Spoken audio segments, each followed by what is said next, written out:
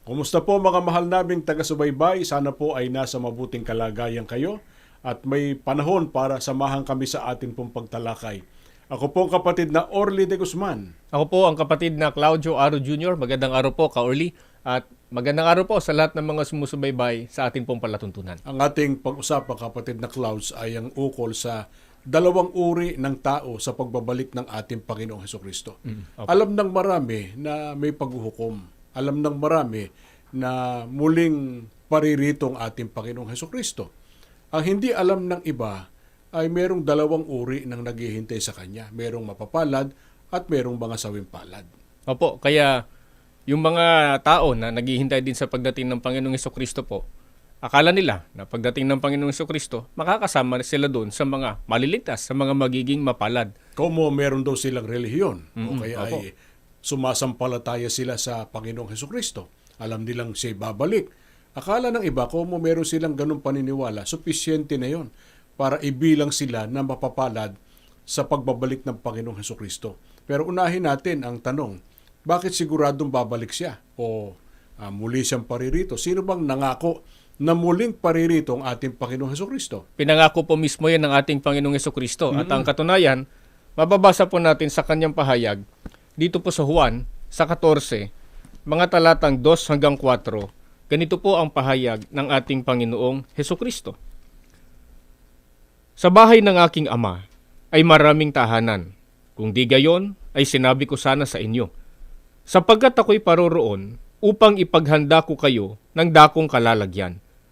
At kung ako'y pumaroon at kayo'y maipaghanda ng kalalagyan, ay muling paririto ako at kayo'y tatanggapin ko sa aking sarili, upang kung saan ako naroroon, kayo naman ay dumuon, at kung saan ako paroroon, ay nalalaman ninyo ang daan. Hindi po natin dapat pag-alinlanganan itong pangako pong ito ng ating Panginoong Hesukristo sapagkat talagang tutuparin niya po ito. Ano pangako niya batay sa ating binasa? Ang Panginoong Hesukristo po, ang sabi niya, sa bahay ng aking ama, maraming tahanan. Ako'y paroroon upang ipaghanda ko kayo ng dakong kalalagyan. At kung ako'y pumaroon at kayo may ipaghanda ng kalalagyan, ay muling paririto ako. Kaya maraming mga nag-aabang dyan o naghihintay eh. Opo. Kasi alam nila, nangako ang Panginoong Hesukristo na muli siyang paririto. At sa kanyang pagpunta sa Ama sa langit, ay kanyang ipinaghahanda ng dakong kalalagyan ang mga tao na kanyang ililigtas. At sa pagbabalik ng Panginoong Hesukristo na inay sa araw ng paghuhukom, kapatid na Clouds, ano ang dala niya na ito ang dapat kasabikan ng lahat ng tao? Pakinggan po natin ang pahayag pa rin ng Panginoong Hesukristo, kapatid na Orly. Dito po sa Apokalipsis 22, ang talata naman po ay 12. Ganito po ang kanyang sinasabi. Narito, darating na ako sa lalong madaling panahon. Dala ko ang aking gantimpala sa bawat isa, ayon sa kanyang ginawa. Sa pagparito po ng ating Panginoong Hesukristo, sa araw po ng paghuhukom, ang sabi niya, dala ko ang aking gantimpala sa bawat isa, ayon sa kanyang ginawa. Kaya yung pagtanggap ng gantimpala, kapatid na Clouds, ang isang salalayan nun o batayan nun ay kung ano ang ginawa ng tao samantalang siya ay nandito pa sa lupa. Opo. Hindi yung kung ano ginawa ng iba. Kasi merong ganun eh, na pagka namatay na yung kamag-anak na buhay, ang gumagawa daw ng paraan para yung namatay ay makabahagi doon sa dalang gantimpala ng ating Panginoong Hesukristo. Papamisa po. Oo. Ano pa ang halimbawa ng ginagawa nila? Nagpapadasal, di ba? Indulhensya po. Oo, nagtitirik ng kandil at iba't iba pa.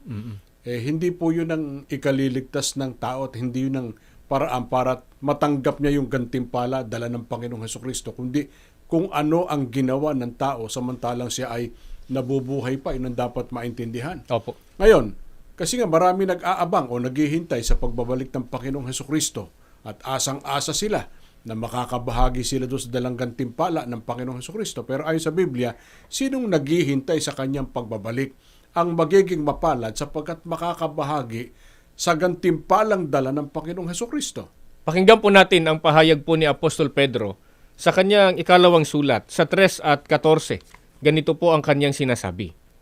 Kaya nga mga minamahal, yamang kayo'y nagsisipaghintay ng mga bagay na ito, ay pagsikapan ninyong masumpungan kayo sa kapayapaan na walang dungis at walang kapintasan sa paningin niya. Tinitiyak po ni Apostol Pedro kung sino po ang mga naghihintay kay Kristo na magiging mapalad, kapatid na Orly. Silaan niya yung mga masusumpungan na nasa kapayapaan. At dyan binanggit din kung anong dapat maging uri nung nasa kapayapaan. Opo, walang dungis at wala pong kapintasan. Abangan natin mamaya kung paano matutupad sa tao yon. Pero liwanagin muna natin sa ating mga taga-subaybay, saan naroon yung kapayapaan na dapat doon datna ng Panginoong Hesukristo ang tao para maging mapalad siya sa muling pagparito ng Panginoong Hesukristo. Ganito po ang itinuturo sa Kolosas sa 3 at 15. Ito po ay pahayag ng apostol na si Pablo. At maghari sa inyong puso ang kapayapaan ni Kristo, na diya'y tinawag din naman kayo sa isang katawan, at kayo'y maging mapagpasalamat.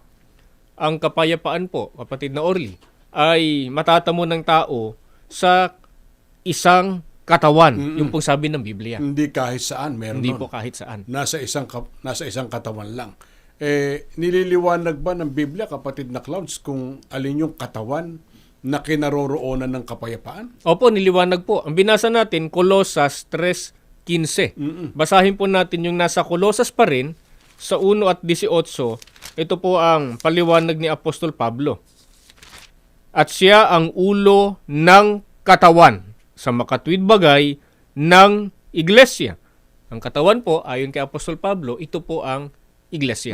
Kaya ang kapayapaan na tinutukoy na dapat doon datna ng tao ay ang iglesia. Kaya dito pa lang masisiguro na natin, kapatid na Clouds, na yung mga mapapalad sa pagbabalik ng Panginoong Hesukristo, meron silang iglesia na kinaaniban. Opo. Ipuwera na po natin yung ayaw sa iglesia. Merong ganung grupo. Hindi anya kami iglesia. Hindi namin kailangan ng iglesia. Paano ngayon yan? Ang darat na mapalad nasa iglesia. Iglesyang ang Pangulo ang Panginoong Hesukristo. At sinasabi rin ba sa Biblia kung ano ang pangalang itinawag ng mga apostol sa iglesyang katawan ng Panginoong Hesukristo? Sinasabi rin po ng Biblia, ang pangalan ng iglesyang itinatawag po sa katawan ni Kristo. Sa Roma 16:16, ganito po kung tawagin ni Apostol Pablo ang iglesia na katawan po ni Kristo. Magbatian kayo ng banal na halik. Lahat ng iglesia ni Kristo ay bumabati sa inyo. Napakaliwanag po ng pangalan ng iglesia na katawan ni Kristo. Iglesia ni Kristo. Kaya ang mga mapapalad sa pagbabalik ng Panginoong Hesukristo, kaanib po sa tunay na iglesia ni Kristo. Ito po ba opinion namin o kuro-kuro? Hindi po. Binasa po namin mula sa Biblia na ang mga mapapalad tatanggap ng gantimpalang dala ng Panginoong Hesukristo nasa kapayapaan o mga kaanib sa iglesia na pinangunguluhan ng Panginoong Hesukristo o ang tunay na iglesia ni Kristo. Baka gustong itanong ng mga sumusubaybay, kapatid na Clouds, bakit may kapayapaan ang mga tao na tinawag sa loob ng iglesia ni Kristo? Ito pong dahilan kung bakit may kapayapaan po ang mga taong tinawag o mga nasa loob ng iglesia ni Kristo. Sa Roma, sa 8 at 1, ganito po ang itinuturo po sa atin. Kaya nga, hindi na hahatulang maparusahan ang mga nakipag-isa kay Kristo Jesus. Ito po dahilan kaya may kapayapaan ng mga nasa iglesia ni Kristo, yung mga kaanib. Kasi hindi na po sila hahatulang maparusahan. At tiyak kung sinong hindi hahatulang maparusahan. Opo, ang sabi po ng Biblia, ang mga nakipag-isa kay Kristo Jesus. Sila po yung mga kaanib sa iglesia ni Kristo. Buti niliwanag mo kasi nga merong ang paniniwala, kaisa sila ng Panginoong Hesukristo kasi sila ay nananampalataya sa Kanya. Kinikilala daw nilang personal nilang tagapagligtas ang Panginoong Hesukristo. Pero sino ba yung mga nakipag-isa kay Kristo? Batay doon sa binasa nating mga talata kanina. Ang mga kaanib po sa katawan ni Kristo o ang mga kaanib sa kanyang iglesia. Kung bakit kaisa niya, kasi po, pag nasa iglesia ni Kristo, nasa loob ng iglesyang katawan ni Kristo. Opo. At ang Panginoong Hesukristo ang ulo ng iglesyang katawan niya. Kaya nakipag-isa sa kanya ang mga kaanib sa iglesia ni Kristo. Baka itanong uli ng mga sumusubaybay, pare-pareho lang naman tayong nagkamali, nagkasali. lahat naman ng tao ay nahulog sa pagkakasala. Pero bakit hindi na parurusahan ang mga kaanib sa tunay na iglesia ni Kristo? Ito pong itinuturo ng Biblia dyan. Sa Roma, sa 8:33 hanggang 34, basahin po natin. Sino ang maghaharap ng sakdal laban sa mga hinirang ng Diyos? Gayong ang Diyos ang nagpapawalang sala sa kanila. Sino nga ang hahatol ng kaparusahan? Si Kristo Jesus bang nasa kanan ng Diyos? Siya pa nga ang namatay at muling binuhay at ngayon namamagitan para sa atin. Ito po dahilan, kaya hindi na po hahatulang maparusahan ng mga kaanib sa Iglesia ni Kristo o yung mga tinawag sa katawan ni Kristo sapagkat, sabi po ng Biblia, kapatid na Orly, ang Diyos ang nagpapawalang sala sa kanila. May tanong pa, sino anya ang hahatol ng kaparusahan do sa mga kaanib sa iglesia ni Kristo? Ano sagot ng Apostol Pablo? Ang sabi ni Apostol Pablo, si Kristo Jesus bang nasa kanan ng Diyos? Siya pa nga ang namatay at muling binuhay at ngayon namamagitan para sa atin. Kaya walang hatol kasi ang Panginoong Hesukristo ay siya pa ngang namatay para matubos yung mga kaanib sa iglesia niya para hindi na maparusahan. At binanggit din na ang Diyos ang nagpawalang sala sa mga kaanib sa tunay na iglesia ni Kristo. Kaya wala nang anumang hatol. Kaya nga nasa kapayapaan kasi walang hatol. Opo. Hindi nahahatulang maparusahan ang mga kaanib sa iglesia. Pero meron pang isa na binabanggit to sa talatang binasa natin kanina sa Colosas 3:15 na ang mga nasa katawan walang dungis at walang kapintasan. Opo. Maraming nagke-claim niya, kapatid na Klaus, gaya ng alam mo. Kami anya mga born again na, wala na kaming kasalanan, kami ay lumayo na sa kasamaan, nagbagong buhay na kami. Tama naman yun, di ba? Pero sa ganung paraan ba ay magiging malinis ang tao sa paningin ng ating Panginoon Diyos basta sasabihin lang na siya ay kabilang na sa mga nag-born again o ipinanganak na muli at tinalikuran na raw yung kanilang pagkakasala? Kuro-kuro lang po nila yung kapatid na Orly. Sa Biblia, ito pong itinuturo. Sa Efeso, sa 5:27, ganito po ang mababasa natin. Pagtuturo po ng apostol na si Pablo. Upang ang iglesia ay maiharap sa kanyang sarili na maluwalhati, na walang dungis o kulubot o anumang gayong bagay, kundi ito'y nararapat maging banal at walang kapintasan. Ang parang po, parang tao maging walang dungis, maging banal sa paningin ng Panginoong Hesus at ang ating Panginoong Diyos, ay kinakailangan mapabilang po siya sa iglesia. Bakit? Anong dahilan? Dahil ang iglesia po, ang sabi ni Apostol Pablo, ang ihaharap kay Kristo na maluwalhati, walang dungis o kulubot o gayong mga bagay. Tama na ipasya ng tao na maging karapat-dapat sa harap ng Diyos maging malinis, maging banal. Pero hindi mangyayari yun sa labas ng tunay na iglesia. Nasa loob po ng tunay na iglesia, yung kaparaanan para ang tao ay maging banal o maging sakdal. Una, kasi itong tinubos ng dugo ng Panginoong Hesukristo. Nilinis na patawad sa kasalanan.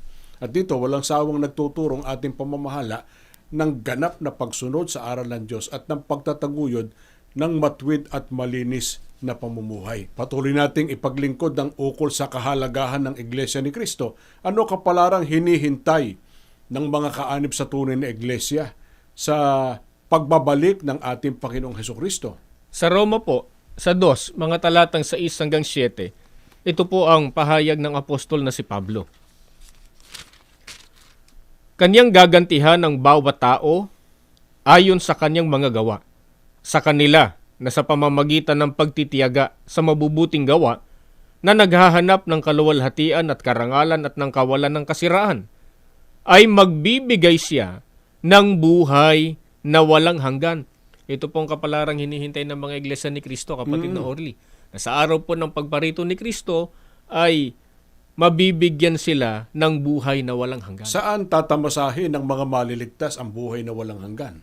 Tatamasahin po ito ng mga maliligtas doon po sa bayang banal. Ano uri ng buhay at pamumuhay do? Pareho ba ng buhay at pamumuhay sa mundong ito? Hindi po. Napakalaki po ng pagkakaiba sapagkat sa bayang banal, ang buhay po doon maluwalhati. Wala ng kamatayan, wala ng hirap, sakit o anumang pagdurusa. Kaya dapat hangarin ng lahat na makarating doon Diba? Kaya kung hinahangad ng tao na makarating sa bayang banal, dapat niyang hangarin na maging kaanib sa tunay na iglesia ni Kristo. Kasi ang mga kaanib sa tunay na iglesia, ang siyang pinangako ang magiging mapalad sa pagbabalik ng ating Panginoong Hesukristo.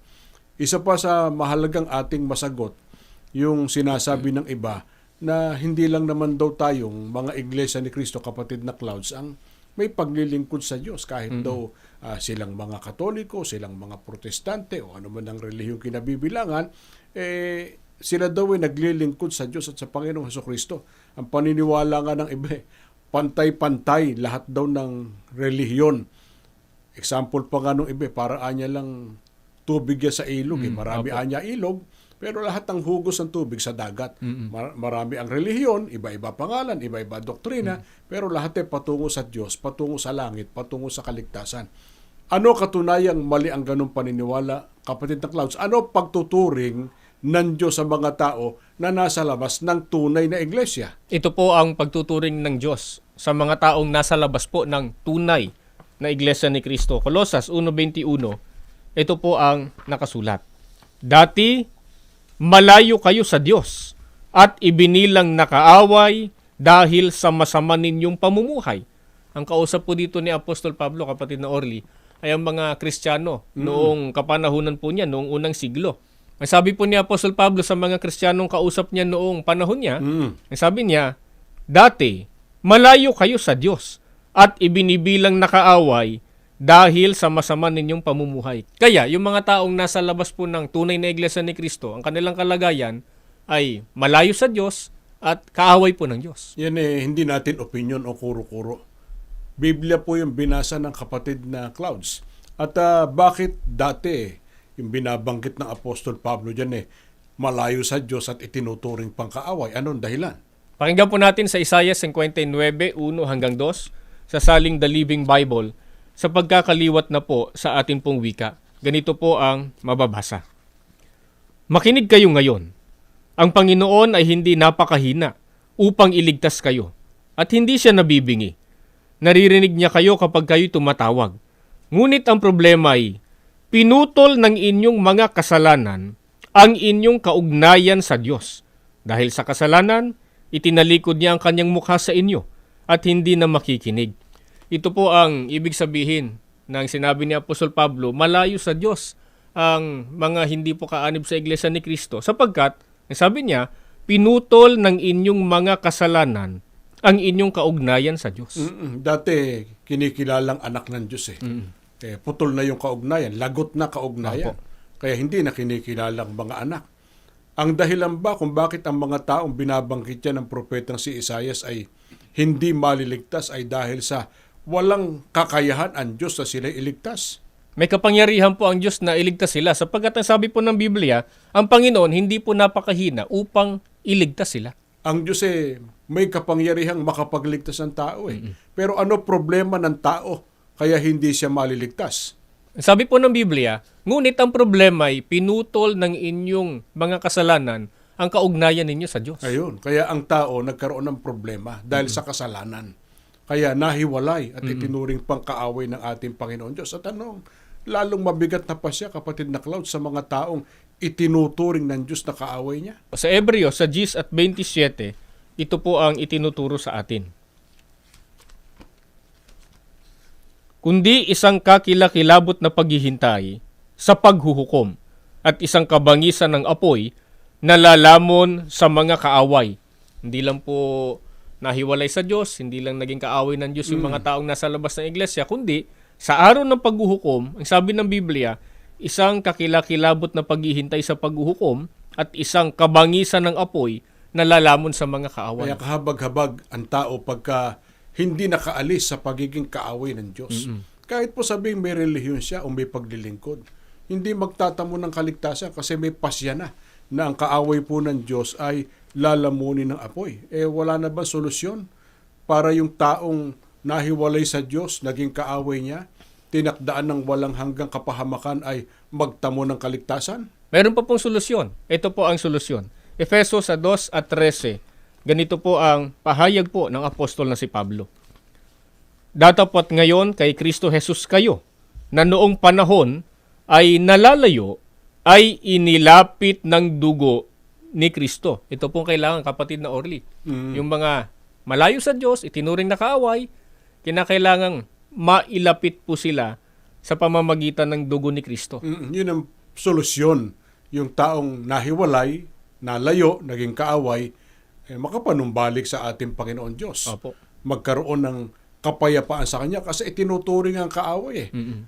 Kaya nga hindi maliligtas. Pero paano magkakaroon ang tao ng kapayapaan sa Diyos? Makikipagkasundo lang ang tao sa kanyang sariling paraan. Baka sabihin na iba, ako isinusuko ko ng aking sarili sa Diyos. Kinikilala ko ang aking mga pagkukulang at pagkakasala. Alam ko ako'y nagkamali, kaya ako'y humihingi ng tawad. Tama naman yun pero hanggang doon lang ba? Yung ba ang paraan para ang taong naging kaaway ng Diyos ay magkaroon ng kapayapaan sa Kanya? Ito pong itinuturo ng Biblia na paraan. Efeso, sa 2 at 15, pahayag po ng apostol na si Pablo, na inalis ang pagkakaalit sa pamamagitan ng kanyang laman, kahit kautusan na may mga batas at ang palatuntunan, upang sa dalawa ay lalangin sa kanyang sarili ang isang taong bago. Sa ganito'y ginagawa ang kapayapaan para mailapit po sa Diyos yung mga taong nahiwalay sa Kanya, binilang na kaaway. Kinakailangan po mapabilang siya sa isang taong bago na nilalang po ng ating Panginoong Hesukristo. Mulaan niya sa dalawa, di Opo. ba? Nilalang ng Panginoong Hesukristo ang isang taong bago. At nang malalang ang isang taong bago, ang nangyari ay ang kapayapaan ng mga tao sa Diyos. Hindi na ho kaaway kasi may kapayapaan Balikan nga natin, total binasa natin kanina, alin yung dalawa na bumubuo sa isang taong bago?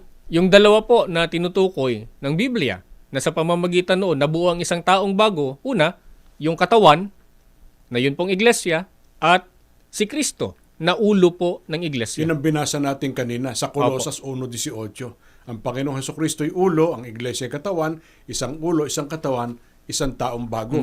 At binasa na rin natin kung ano pangalan ng iglesia na ang pangulo ay ang ating Panginoong Hesukristo. Opo. Ito ay ang iglesia ni Kristo. Ngayon, ano ang natitiyak ng mga tao, kapatid na Klaus, na nakasundo na ng Diyos? Kasi may kapayapaan na sa Kanya, kasi kaanib na sa tunay na iglesia ni Kristo. Ito po ang natitiyak. Roma 5:10. Ganito po ang pagtuturo sa atin. Katiyakan po ng mga taong kaanib sa iglesia ni Kristo. Dati, tayo'y mga kaaway ng Diyos. Ngunit ngayon, tinatanggap na niya tayong mga kaibigan, alang-alang sa pagkamatay ng kanyang anak. Kaya tiyak ang pagkaligtas natin sa pamamagitan ng pagiging buhay ni Kristo. Ito po natitiyak ng mga taong naging kasundunan ng Diyos. Dahil po kay Kristo ang kaligtasan sa pamamagitan po ng Panginoong Hesukristo. At tiniyak dyan kung sino yung mga taong nakasundo ng Diyos, naging kaibigan niya, dating kaaway.